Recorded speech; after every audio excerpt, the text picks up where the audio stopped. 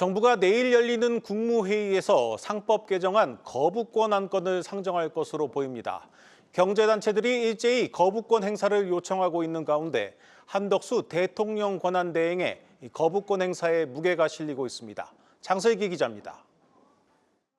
한덕수 대통령 권한대행이 다음 달 1일 국무위원 간담회를 소집해 상법 개정안에 대한 제2요구권 행사 여부를 논의하기로 했습니다. 앞서 대한상공회의소와 한국경제인협회 등 경제단체들이 상법 개정안에 대한 거부권 행사를 요청한 데 따른 겁니다. 상법 개정안은 이사의 충실 의무 대상을 기존 회사에서 주주로까지 확대하는 것이 골자입니다. 기업들의 투명성을 제고해 자본시장 선진화를 이끌 수 있다는 명분으로 야당이 법안을 통과시킨 바 있습니다. 하지만 재계는 투자자들의 과도한 배당 요구나 경영 개입, 행동주의 펀드의 소송 남발까지 오히려 장기적으론 주주 가치를 훼손할 수 있다고 우려합니다. 여기에 트럼프 행정부의 관세 압박과 국내 경기 침체 등 대내외적 불확실성 속에서 기업들이 더욱 어려움에 처할 수 있다는 지적입니다.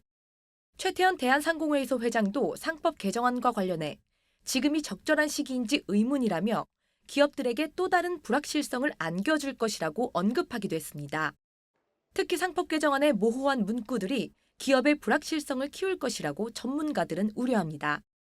주주, 총주주, 전체 주주라고 하는 용어를 사용하고 있는데 결과적으로 총주주나 전체 주주의 구분이 모호해지는 거잖아요. 이런 어떤 명확성이 존재하지 않는 상황에서 무조건 법을 시행하게 되면 수범자인 기업으로서 굉장히 큰 부담이 이제 주어질 수밖에 없게 될 것이고, 기업들이 걱정하는 부분이 적용 범위가 너무 불분명하니까요. 일부에서는 시간이 지나면 다 해결이 될 거다라는 식으로 이야기를 하는데 이건 참 무책임한 발언이고요. 그러면 그 사이에 기업들이 겪는 고초나 그 비용이나 사회적 비용을 과연 부담해야 되는지. 주주들의 과도한 경영 개입이 기업들의 혁신 의지마저 꺾을 수 있는 만큼 자본시장법을 통한 핀셋 처방이 먼저 이뤄져야 한다는 지적도 제기됩니다.